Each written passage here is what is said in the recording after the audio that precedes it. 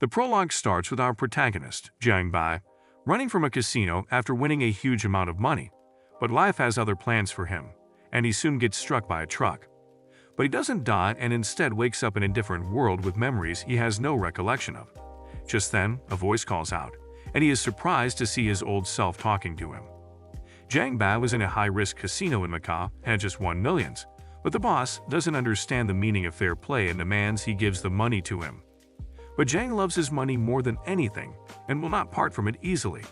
He effortlessly takes down the boss and his men, but when the boss calls for backup, Jiang thinks it is better to run and dashes out of the casino, only to be struck by a speeding truck. The boss pukes as he sees Jiang's body lying in the pool of blood, and soon panic ensues, but Jiang is calm as ever. Even as he realizes he's dead, he suddenly wakes up covered in sweat. He is in his room, on his bed, but he is confused and wonders how he is alive. Jiang steps down from his bed, but he whimpers in pain as his head aches with clusters of memories, but he can't quite identify them. Suddenly his hand moves on its own and slaps him before a voice addresses him as Earth Boy and congrats him on making it to reincarnation. The voice continues and tells him he is in Aquamarine, a parallel world of Earth. The voice, who calls himself God, presents Jinan with a Metropolitan system that uses prestige points to get whatever one desires. And how would one get prestige points? Asks Jiang, but the self-proclaimed God has a party to attend. So he leaves Jiang hanging and says he should figure it out himself. Just then, Jiang's bullies call him out and offer him protection if he successfully does a task for them. But the timid Jiang is gone. This reincarnated Jiang doesn't have the patience, and as soon as he sees them, he lands a heavy punch on the gang leader's face, throwing him in the air. Jiang doesn't stop at one punch and keeps punching the leader and hurling abuses till the leader's face swells like a potato.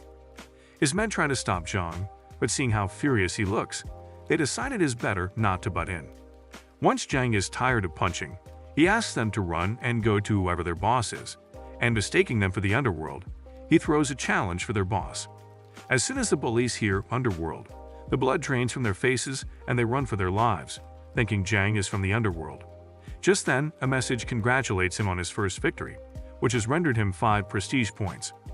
Along with that, has got a free draw from the system, and out of thin air, a slot machine pops up promising various rewards for him. This is the type of opportunity he was looking for to get rich, and now that he has one, he can get away with studying advanced mathematics and gambling techniques. He pulls the lever and hopes to earn money, prestige, and power. Jiang keeps chanting mantras to get rich overnight, but when the machine shows different colors, Jiang is sure the machine is rigged. He kicks and rattles the machine till it shows a random award that grants him an autobiographic memory. He starts celebrating till he realizes what it means, and suddenly, he clasps his head as he experiences a headache. And all the memories from his childhood flash back before his eyes, and he starts crying as he remembers his mom, whom he dearly misses. He wipes off his tears and is filled with a new resolve to treat his new life better and live up to those who love him. He flicks through his memories, finds the bullies from earlier, and decides to stop their bullying. So he leaves his house and rents out another place that feels like a mansion compared to his last home. Jiang is very excited about his new place, as it is definitely an upgrade. He starts searching more about this version of himself and realizes he is still single and living a pitiful life. With his body, he can't do any underworld work, and as he's wondering what he can do, he finds an anomaly in the Aquamarine world. The events that have happened on Earth do not exist in this world, which gives him an advantage, so he seizes the opportunity and decides to write a woodshed novel. And as soon as he publishes its first 3 chapters, it becomes an instant hit. It is already morning, and Jiang has finished writing 30 more chapters, but decides to upload them later as he is sleep-deprived. He doesn't realize he has created a sensation until he receives an email with an offer. He feels great after plagiarizing work from Earth and gaining glory, for which he also earns prestige points. He figures the more people read his work, the more prestige points he will earn, but first, he plans to redeem his prestige points, for which the system gives him a list to choose from. Jiang exchanges 1 prestige point for $1,000 before deciding if he wants a quantum computer or an adult doll that runs on electricity. He quickly shakes away the terrifying thought of using something that needs to be plugged in and asks the system how much the Sanda martial arts would cost him. The system tells him that the advanced course will cost him 500 prestige points, which is too high. He knows he needs to increase his pace to face the bullies, and as he thinks, he gets reminded of his autobiographic memory and wonders how much it would cost him. The system tells him it cost 100,000 points, surprising him. He decides not to waste such a costly ability, and 1 month later, he has finished writing 200 words. He finally decides to take a break and eat something other than noodles. Just then, he gets a call from his manager, whom he calls Fatty, and invites him out on a feast. The system also congratulates John for the fame and fortune he has earned, and his prestige has risen to 1,000 points, earning him a free draw. He lands with a purple reward that is a master skill, and as he's expecting to become invincible, he gets an eerie sensation and feels something crawling into his brain. Jiang soon realizes he has been rewarded with Truck-KUN, a Chinese martial art form with explosive moves. He is happy with his newfound power after he puts it to the test, but it will still take time for him to get used to the bouts of headache he has to face every time he's rewarded something. He names his ability Emperor Fist. Suddenly his stomach growls, and he realizes he's late for his rendezvous with Fatty.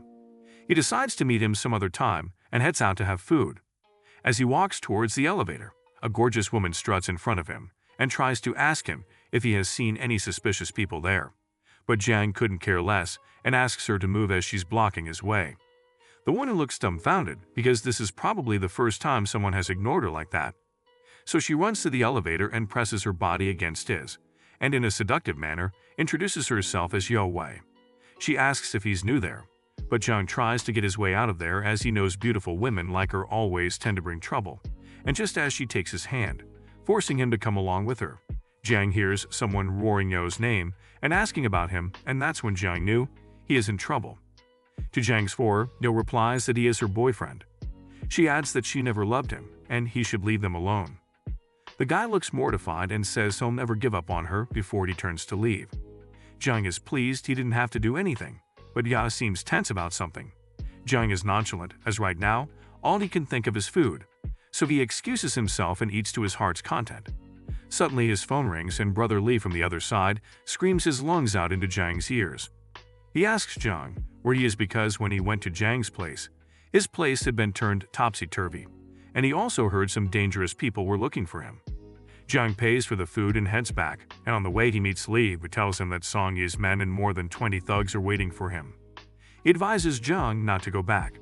Jiang realizes Song Yi must be the bully's brother-in-law, the king of underground boxing, and suddenly he feels an adrenaline rush in his body. He goes back to his house and grandiosely announces his entrance to the thugs waiting for him.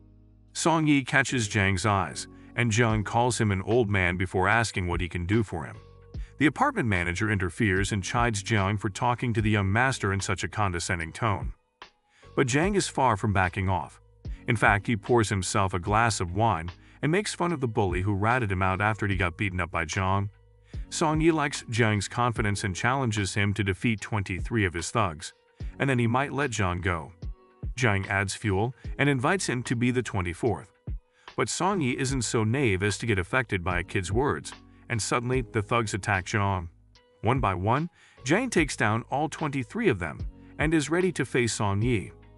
Even though Song Yi appears calm, he is surprised to find that Jiang is a Truck-KUN practitioner. However, he is confident in his Truck-KUN and takes Jiang by surprise when he first attacks him. The sheer speed of his fist creates a vacuum, but it is not enough to subdue Jiang, and he attacks Song Yi, bringing him to his knees. Song Yi is baffled when he realizes Jiang is no Truck-KUN user but a master.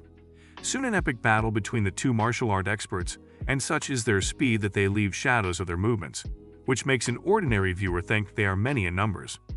Song Yi soon starts getting beaten up, and Jiang lands a final blow on him, making Song Yi accept his defeat. And as per the promise, Song Yi is ready to call Jiang Big Brother, even though Song Yi is much older than Jiang.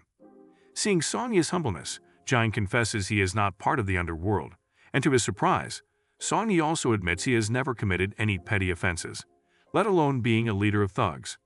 But due to circumstances, he has intimidated people sometimes. Jiang looks dumbfounded at the revelation, because if this keeps up, these people won't be of any use to him. So he acts tough and says he's short of money, but Song Yi puts his arm around Jiang and says he can help him get money. Song Yi tells Jiang they have ways to make money, and as long as he's willing to help, he'll be appropriately rewarded. Jiang makes it clear that he won't do anything he doesn't wish to, and Song Yi assures him it is not like what he's thinking. Song Yi asks the manager to call the boss a old horse. He then turns to Jiang and tells him the tale of the boss. The boss had a playboy son who was in a relationship with a girl, but when he fell out of love and broke up with her, she told her uncles about what had happened. The uncles took it upon themselves to massacre the boss's men in the underworld. They'd also threatened to destroy him and his family unless someone could defeat the second uncle, known as Tan Zongming. Above Tan Zongming is his master Nalan, a mysterious man from a hidden sect. Song Yi warns Jiang not to hurt Tan Zongming as it would provoke Master Nalan, and they don't want that, as even Song Yi's master is unwilling to fight Master Nalan. Just then, the boss hurriedly makes his way in and questions Song Yi if his master has agreed to intervene. But Song Yi introduces him to Jiang as the 8 Trigram Master and vouches for his abilities. The boss was expecting an older man, but when he sees a young man standing before him, it is difficult for him to accept that. But Song Yi assures the boss and even tells him that Jiang defeated him a few moments ago. The boss is convinced and says if Jiang wins, he is ready to forego a quarter of his property, including the bar and Dragon Mansion, which is 10 million in assets. Jiang takes up the task and warns the boss that his son should take up responsibility for his actions.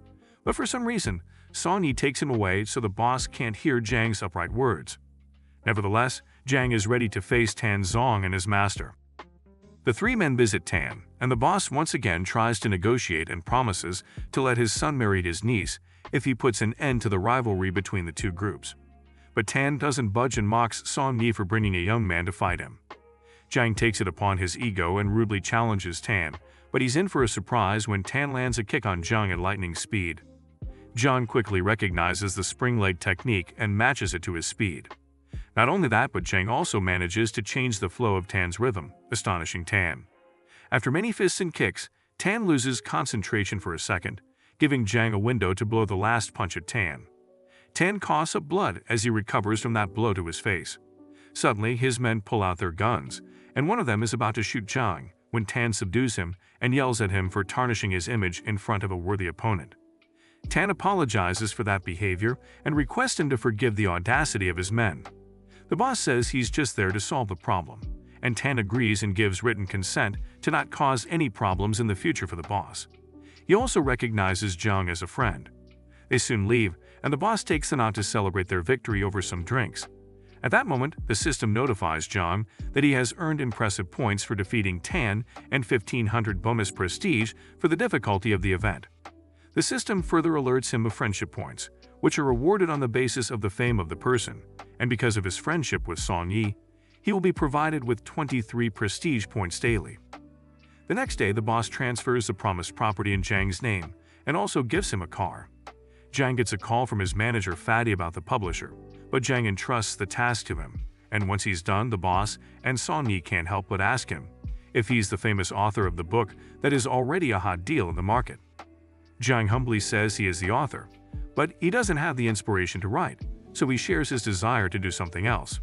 Just as he says, the boss presents him with an offer to work in the movie industry. The boss tells Jiang how the box office is booming in China, and if Jiang's got a good script, he's guaranteed to get rich overnight. The boss then offers to give Song Yi and Jiang his established film company. Jiang thinks for a while and realizes that he can bring the Earth movies as they have not been made here in Aquamarine, and without wasting any time, accepts the offer. The boss asks for 2 million from Jiang as a processing fee, and he promises to sell the company to him legally. Jiang agrees and asks for 10 days to transfer the money. The boss invites him to see the studio, but a beautiful young woman recognizes Jiang and calls out to him when they reach there. Jiang asks the system to help him remember who the woman is. The system tells Jiang the woman's name is Lin, his cousin from a far-reaching family branch. The system also adds that he had alienated her after graduating from high school. Jiang asks her what she's doing there. Lin says she had gone to his house after learning that he had quit his job and joined a gang of shady people, so she went to his house, but the house was a mess, and he was nowhere to be found. She starts belittling the boss and Song Yi on their faces and asks Jiang if they are threatening him. But Jiang turns to Song Yi and is ready to leave with them when Lin stops him and offers her pocket money, thinking he might be in the gang due to lack of money. She also invites him to her school so she can get him a job as a librarian to keep him away from trouble, as she is worried about him. Her selfless act touches Jung, and he holds her hand to give her the money back. He assures her he has enough deposits to keep him well-fed and live comfortably. Lin is flustered as she pulls away her hand and asks him to meet her at school the next morning before leaving. Jang's face suddenly lights up as he plans something and decides to go to school the following day. Song-yi drives Jung to the school, but Jung asks him to stop some 600 meters away from the building as he wants to keep a low profile. He also advises Song-yi to change his hairstyle so he looks cool and not as rogue as he usually appears.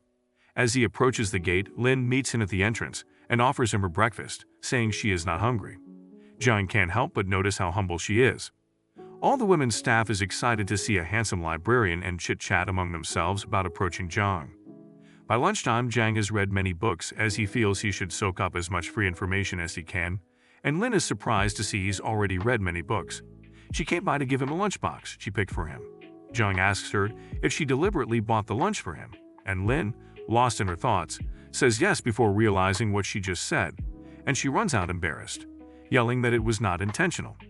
As Jang starts eating, he hears his name, and a male colleague shows his astonishment at Lin bringing Jang food. Jung asks the man if there is an issue. The man's name is Wang, and he warns Jang that Lin is one of the 4 major beauties of the school. One of the influential faculty members has already approached her, and as he starts enumerating his connections, Jung stuffs his mouth with food and asks him to shut up. He clears that Lin is his cousin and nothing more than that. After a long day, he finally returns home to find Wu Chen and his men at Jang's doorstep. Contrary to Jang's suspicion that they might have come to pick a fight with him, Wu Tian offers Jang 500 to break up with Yao Wei. Without much deliberation, Jang agrees, much to Wu Tian's surprise, who would say no to free money, and only Jang knows he is not actually in a relationship with Yao Wei. He grabs the suitcase full of money and happily marches home. But when someone grabs his shoulder from behind, he starts yelling but stops when he sees it is Yao Wei. She is sweating and looks apologetic for causing him trouble with Wu Tian. But Jang cannot focus on anything as he finally notices how sultry she can look. Jang quickly reminds himself that he's much older to be fawning over a young girl and regains his composure. Yao Wei wants to know how Jang got past Wu Tian.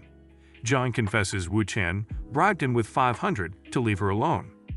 Yao Wei shouts at him and questions his integrity, but when Jang blames her for getting him into such a situation, Yao Wei's demeanor changes.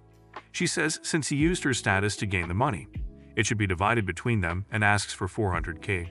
Jang outrightly refuses and claims it to be his. But Yao Wei isn't going to give up so easily and threatens to tell Wu Tian that Jang slept with her and told her about the money. Jang curses her as he doesn't want any trouble, and after much negotiation, they agree on a 55-45 ratio division. Once done, Yao Wei can't stop laughing. You have met such an interesting, greedy character. The next day at school, Song-yi comes to meet Jang. He has changed his hairstyle per Jang's recommendation, and he looks good.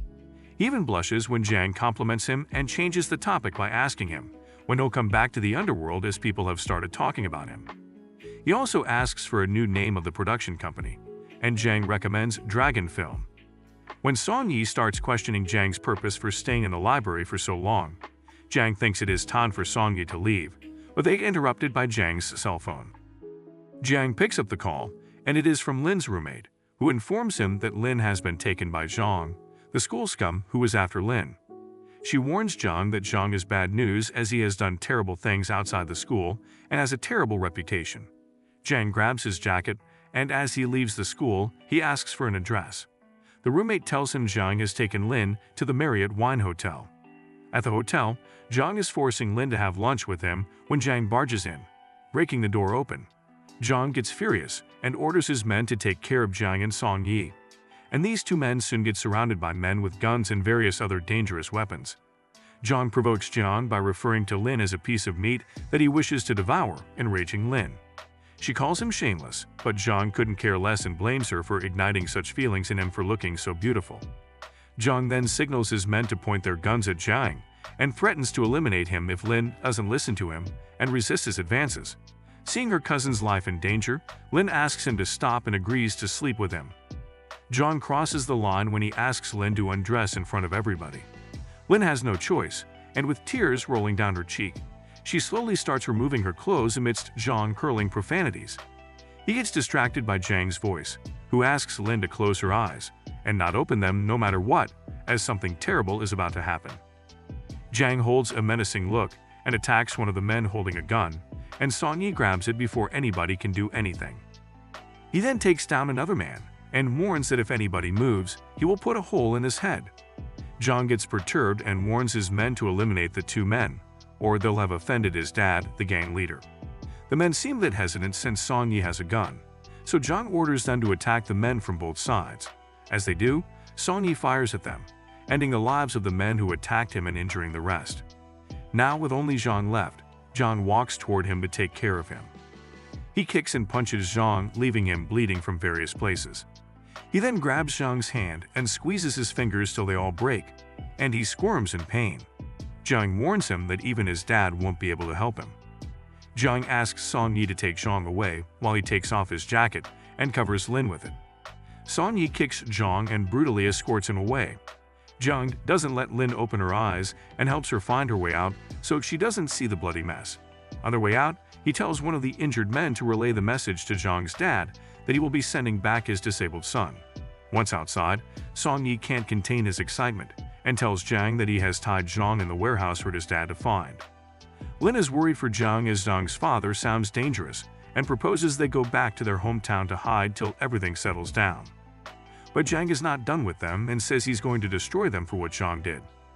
Song Yi suddenly gets serious and, in a somber tone, asks Zhang to be careful because the last known Trigram master died after getting shot by unknown assailants.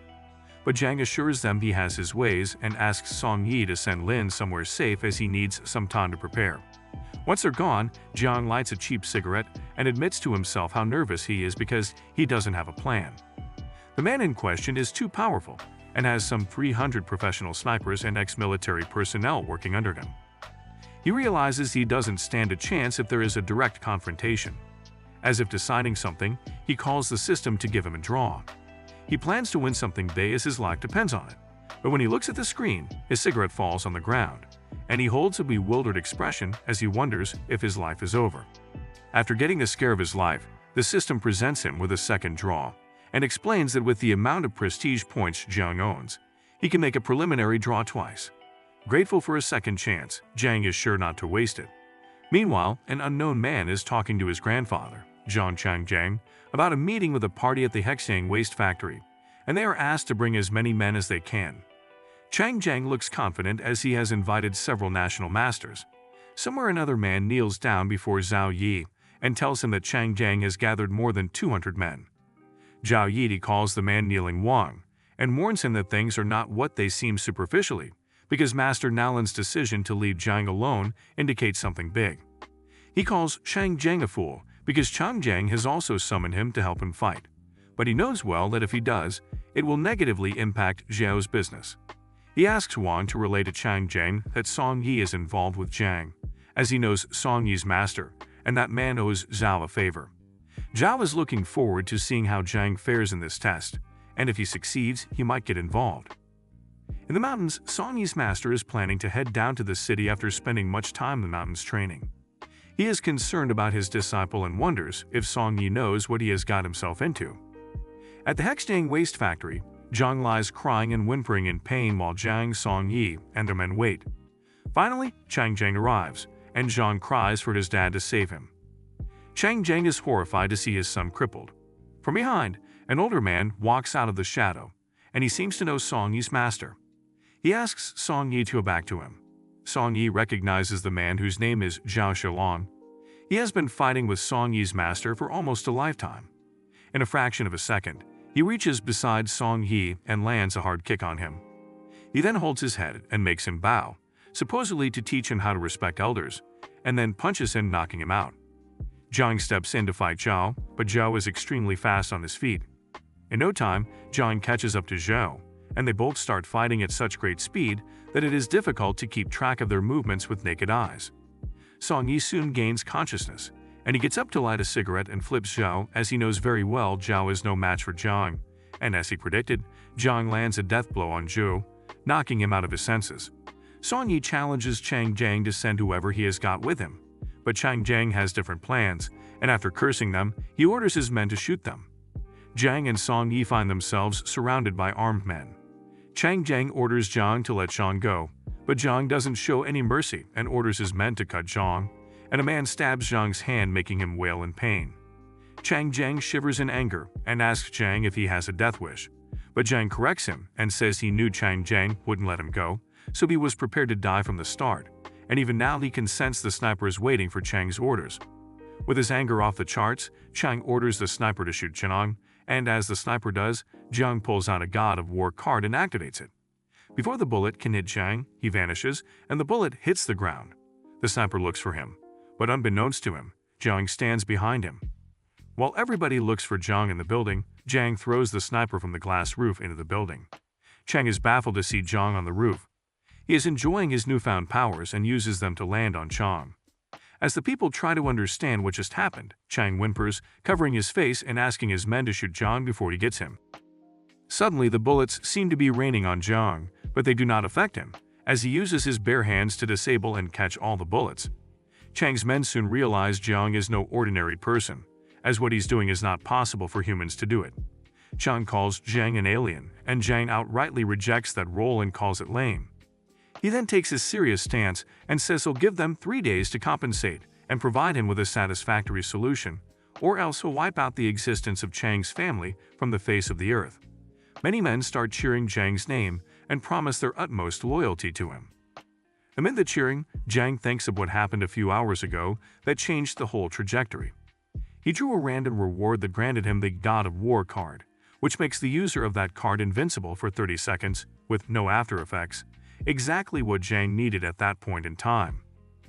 Wang calls Song Yi to get an update on the chaos that ensued, and as soon as he gets the information, he runs to Zhao Yi to tell him that the rumor is true about Zhang, and the proof of it is that he took down 200 professionally trained men single-handedly.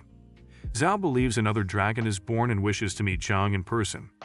He volunteers as the middleman to smooth things out between Zhang and Chang Jiang. Meanwhile, at his home, Zhang falls on his bed exhausted. The system congratulates him on his involvement in the world and rewards him with 2,000 points. Zhang cries tears of joy when he realizes he's finally rich, but the system takes a blow at his gut when it tells him since he used the God of War card, his reward was halved. Irritated by the system duping him, he thinks of his prestige points and realizes it is almost time for his intermediate draw, but first he needs some sleep. It is the following day, and after sleeping like a log, Zhang feels refreshed. He's on his way to the library when he is stopped by Liu Runan from the Criminal Investigating Unit. She asks him to come with her to help them investigate an incident that happened the day before.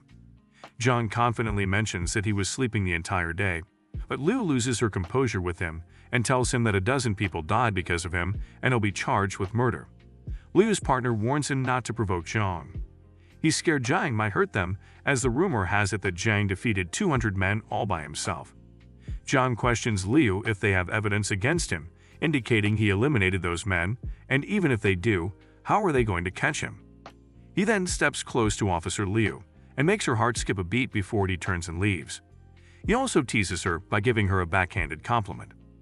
Liu quickly gains her composure and puts him under arrest, but before they can get him, Zhang vanishes, leaving them astonished. Liu's partner reminds him that a tyrant like Chang Jiang also dares not to press charges against Zhang. They should return to the precinct. Liu is determined to put Zhang behind the bar and takes a pledge to collect all the evidence for it to happen. Meanwhile, Zhang escapes in a car that Song Yi bought right on time. He pulls Zhang's leg by asking if Liu is his girlfriend, but Zhang wouldn't date a hot-tempered woman.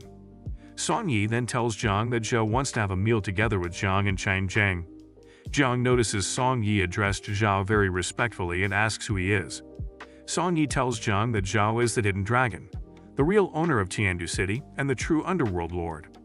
He controls everything that happens in the city. Zhang is excited to meet the dragon. In the evening, they reach the stipulated place and Wang greets Zhang.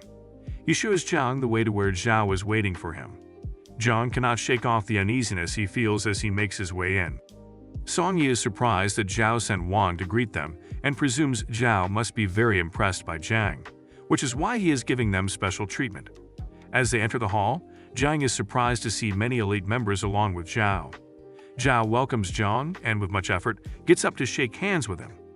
Zhao then introduces Chai Shengfo. Song Yi's master is one of the only 3 national masters in China. Jiang greets Master Che and acknowledges him for making an appearance after a decade of living a quiet life in the mountains. Master Che offers Jiang to join him in cultivating in peace, humbling Jiang, who calls himself a junior. Master Che goes as far as acknowledging Jiang as his younger brother. Suddenly, Song Yi intervenes and asks Master Che to take that back, and soon a verbal spat occurs between Master Che and Song Yi. Master Che asks Song Yi to call Jiang uncle while he calls Jiang young brother. He even calls Song Yi his smelly disciple. Song Yi is surprised because Master Che expelled him for accidentally eliminating somebody, and suddenly, his entire journey flashes in front of his eyes. He remembers how little he was when Master Che took him in and how he got himself expelled. And now that his master has recognized him again, Song Yi can't hold back his tears. It is a happy reunion of a master and apprentice, and to commemorate the occasion, Zhou congratulates them and invites them to the dinner table. Jiang gobbles down the delicious food, and Zhou brings up the topic of his altercation with Chang Zhang recently. Zhou tells him that he has been in partnership with Chang Zhang for many years now. Taking the hint, Jiang asks how he wants to resolve the issue between them. Chang Zhang apologizes and offers an envelope that contains details of roughly $300 million worth of assets that Chang Zhang offers to transfer to Jiang as compensation for what his son did. Jiang accepts the compensation and is relieved that the matter is settled. A week later, Jiang is on his way to the bank along with Song Yi. Jiang transfers $200 to his parents' account and calls them to let them know of the transaction. His parents fear he stole the money, but Jiang assures them he earned it as a bonus for helping the police solve some issues. With that, Jiang earns 1,000 prestige points, making it a total of 10,000 prestige points. He qualifies for an intermediate draw that is only possible if one has accumulated 10,000 prestige points. Jiang asks Song Yi to wait and excuses himself with the pretext of attending to some business. He then goes to an isolated area where the slot machine appears, and he pulls the lever, anxiously waiting for a good reward. Jiang lands up with a super recovery ability. Though he can't regenerate limbs, it has a strong recovering ability for deep wounds. To test it out, Jiang takes a knife and slashes his wrist, but to his amazement, it starts healing on its own. The system tells him he can upgrade for 100 prestige points. He can't wait to have a perfect version of the ability. He tells Song Yi that he'll be coming to the studio the next day. He needs 100 points, and he knows he can earn those points by making movies. The next day when he goes to the studio, the boss introduces him to Yao, as she is the company's president. They get awkward and fist bump a little too hard with the intention of hurting each other. Boss leaves to attend a meeting and instructs Yao to show Jiang the office. Once alone, Yao tries to seduce Jiang, but Jiang is not taking any of it this time. She wants to know his secret because the last time they met, he said he was unemployed, but now he suddenly became her boss. But Jiang pushes her aside and asks her to focus on the business. Yao isn't sure how they will be able to pull it off because it is a little too ambitious. They don't have a script, and no well-known directors are ready to shoot the film. Jiang places the script he has written on the table and asks Yao to see if they can work with it. Yao thinks Jiang is an amateur, but when she reads the front page, she stutters as she looks astonished. After reading it through, Yu finally says the script is amazing and asks who the writer is. Jiang couldn't be happier as it is his favorite movie from Earth. When Jiang tells Yao that he is the writer, Yao doesn't believe him. She plans to use Jiang to her advantage and tells him that her ex-boyfriend Wu Tian might start interfering with her preparations, as he is quite powerful in the film industry. Jiang asks her to leave Wu Tian to him as he'll care for him. Yao couldn't be happier and plants a kiss on Jiang's cheek before leaving. Jiang and Yao have come to the Marriott Hotel for some event when they spot director Jin there, annoyed after a busy day. Yao goes to say hello and introduces her new boss Jiang to the director. Director Jin is surprised to see such a young chairman and graciously takes his hand. Just as they are about to go inside, Wang comes looking for Jiang and sees him talking to director Jin. He tells director Jin that Jiang is a friend of Zhao and asks him to cooperate in anything Jiang wants. Director Jin is glad he was courteous to Jiang and gladly accepts to help Jiang with anything he needs. Thank you for watching. If you enjoyed this video, please like, comment, and subscribe. Your support allows me to create more long and high-quality content in the future. I'm proud to say that I figured this all out by myself and produced these videos on my own.